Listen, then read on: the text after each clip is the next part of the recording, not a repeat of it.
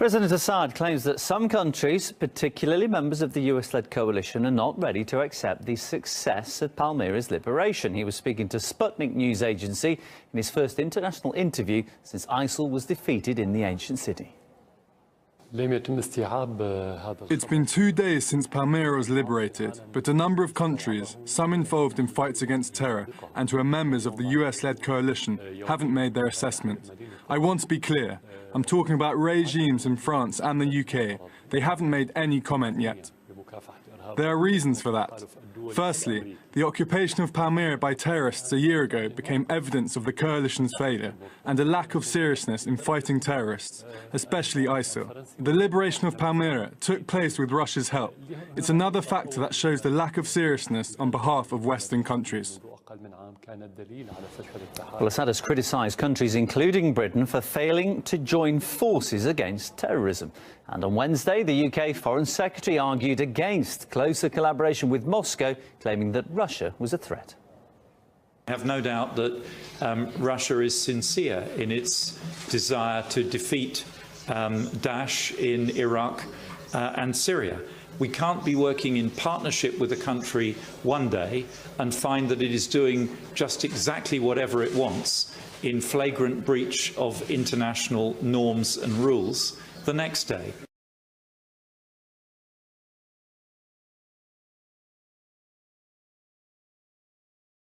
The U.S., though, is about to test the resolve of China over its expansion of artificial islands in the South China Sea. The fact that we know this tonight is causing a great deal of anxiety at the Pentagon.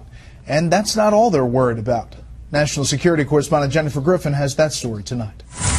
A senior U.S. defense official confirms the U.S. Navy plans to send the USS Lassen, a Navy destroyer, to within 12 nautical miles of the disputed Spratly Islands in the South China Sea within the next 24 hours to challenge China's claims to the artificial islands.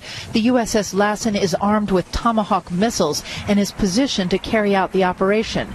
Senior Pentagon officials are angry about the leak and may even consider calling off the operation due to security concerns. The Spratly Islands are the artificial islands that China has been building, adding miles of shoreline and laying down what look like military runways, adding to concerns of U.S. allies who want the U.S. Navy to protect these valuable shipping channels. President Obama met with the Indonesian president at the White House today to discuss the effort to defeat ISIS and concerns about Chinese aggression in the South China Sea. Defense Secretary Ash Carter and Chairman of the Joint Chiefs General Joe Dunford leave for Asia on Friday. Meanwhile, U.S. Pentagon and intelligence officials are warning that an uptick in Russian submarine activity near vital undersea cables could cripple the nation's ability to communicate in the event of a war. If you make cuts in the right places, take you months, years to go out and maybe repair and try and figure out where these cuts were made. So even a mild disruption could be trillions of dollars in economic damage to the United States. A senior Pentagon spokesman confirmed that any attempt to sever these fiber optic cables would leave them blind. Quote, "It would be a concern of ours to hear if any government was tampering with underground cables." The commander of U.S. naval forces in Europe said recently Russian submarine patrols have risen by 50% since last year and pose a direct threat to NATO. The Pentagon took note last month when a Russian spy ship, the Yantar, cruised along the east coast of the United States en route to Cuba near some of these vital undersea cables. Brett? Jen, what can you tell us about this video released this weekend showing that hostage rescue in Iraq? It was released, Brett, by the Kurdish government, much to the consternation of some in the U.S. military, because it clearly shows U.S. Delta Force operators in a combat role, helping with the rescue. Constant gunfire rings out in the background. Hostages are pulled from cells. The black flag of ISIS is in the background. The prisoners are frisked during the process. CENTCOM then released this video from the nose cone of the U.S. warplane that destroyed the ISIS prison from the air. It is a more clinical picture of war. These videos attempt to answer the question, was the operation worth it? Army Master Sergeant Joshua Wheeler, an elite commander, was killed during the raid. Brett? Jennifer Griffin live at the Pentagon. Jennifer, thank you. Well, right now, growing concerns over China's actions in the South China Sea after Beijing deployed fighter jets to a contested island there just days after it reportedly sent radar and surface-to-air missiles, a move seen as a major escalation. China's intent to militarize the South China Sea is as certain as a traffic jam in D.C. We say that's pretty certain. Let's bring in Gordon Chang, Asia analyst and author of The Coming Collapse of China. Gordon, we've talked about this quite a few times. This isn't just about territory, a land grab for China. Talk to our viewers a little bit about what's at stake, considering the shipping lanes that are around these islands. Yeah. Each year, there's $5.3 trillion of commerce on and over the South China Sea. But it's more than just that dollar value. The United States has stood for freedom of navigation for more than 2 centuries, and we defend the global commons. We can't have China or any other nation close off international waters and airspace, because if we do that, the open architecture that we put together after the end of the Second World War, which has brought all this peace and prosperity to the world, that will be over. That's what's at stake. Interesting. So it's not just the cost to maybe every single American consumer, as somehow these shipping lanes were restricted, but also philosophically, what our country stands for is also at stake, as you point out. Why is China making these moves now, Gordon? You know, this is really puzzling, because in the past, China made small advances, hoping not to sort of provoke a reaction. But now China's going for everything at the same time, because it's not only these fighter jets, but it's also the surface-to-air missiles you talked about and the radars in Cauteron Reef, which were disclosed just a couple of days ago. So what China is doing is lashing out. And this shows that not only are the hardliners in control in Beijing, but also that they are no longer thinking strategically. And really horrible things happen when countries abandon strategy. What do we do about it, Gordon? Well, there are a number of things. First of all, we got to work with our partners in the region, which includes almost every country, to have joint patrols in the South China Sea. We need to contain China, but also we need to end these military-to-military exchanges we have with the Chinese Navy, especially, because this is the last time that we need to be showing friendship to the Chinese. We have to start imposing some costs, and those costs may have to be economic as well, because the Chinese economy right now is in severe distress, so we can push the Chinese back, but only if we use the leverage that we have in our control. So here's what China says. This is the foreign ministry spokeswoman saying this just this week. There is no difference between China's deployment of necessary national defense facilities on its own territory and the defense installations by the United States in Hawaii. What do you think of that reasoning? That reasoning is really wrong. First of all, there is no territorial dispute to Hawaii.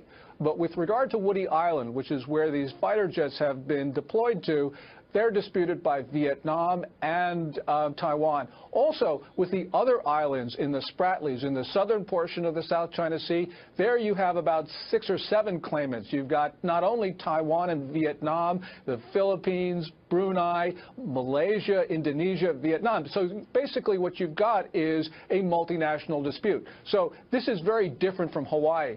You know, no one's talking about a dispute over Kansas, and that's really what China is trying to say, that this is just like Kansas. But now that we've seen China make these moves and we've watched them build up these islands over the last several years, we've got this great reporting from our Pentagon team about the surface-to-air missiles going in, now fighter jets. Are we past the point of no return, Gordon? Is there the thinking that China all of a sudden is going to say, okay, you're right, we're going to collect all our gear and we'll bring it back to Beijing? Or are we in a totally different scenario now that really gives us one path forward, and that is China maintaining control of these islands? Yeah, I think in many ways we've passed the point of no return, because, first of all, Xi Jinping, the Chinese ruler, is very much a nationalist. He's very arrogant. He believes in Maoist foreign policy.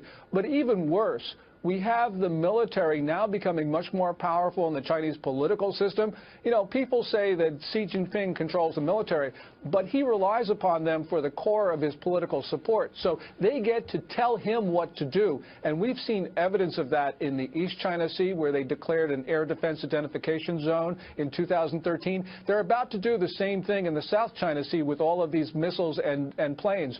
So clearly the military now, I think, is calling the tune. And this is a very dangerous situation, because you have disorganization at the top of the Chinese political system. Just quickly before I let you go, I mean, what do you think are the scenarios that are out there now that they have the fighter jets, now that they have the surface-to-air missiles, now that they have the reports of their defense systems along the coral reefs? Are they are they going to prove a point by trying to take out a ship, a cargo ship, or a plane? What is really their next move? How dangerous can this be? that really is the next move, and the question is whether they're going to take it. This is a situation where China is militarizing, despite the pledges it gave to Secretary Kerry just last month, and despite the pledges of Xi Jinping giving to Obama in September. So, you cannot rule out any horrible scenario, because that's very well where this could be going. It's scary to think about, but we have to consider all possibilities because we are in kind of this new space with this specific part of the world. Gordon, great to have your expertise as always. Thank you so much.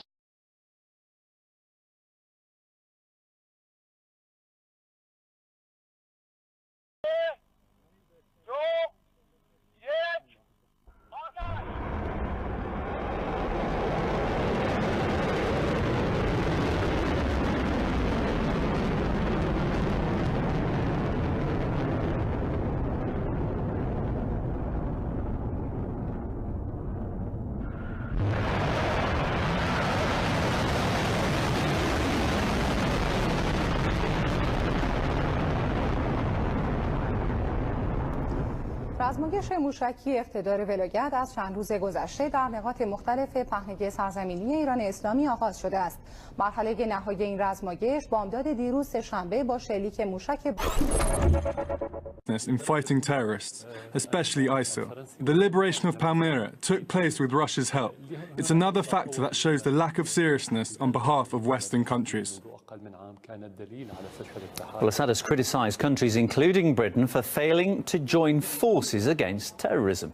And on Wednesday, the UK Foreign Secretary argued against closer collaboration with Moscow. President Assad claims that some countries, particularly members of the US-led coalition, are not ready to accept the success of Palmyra's liberation. He was speaking to Sputnik news agency in his first international interview since ISIL was defeated in the ancient city. It's been 2 days since Palmyra was liberated.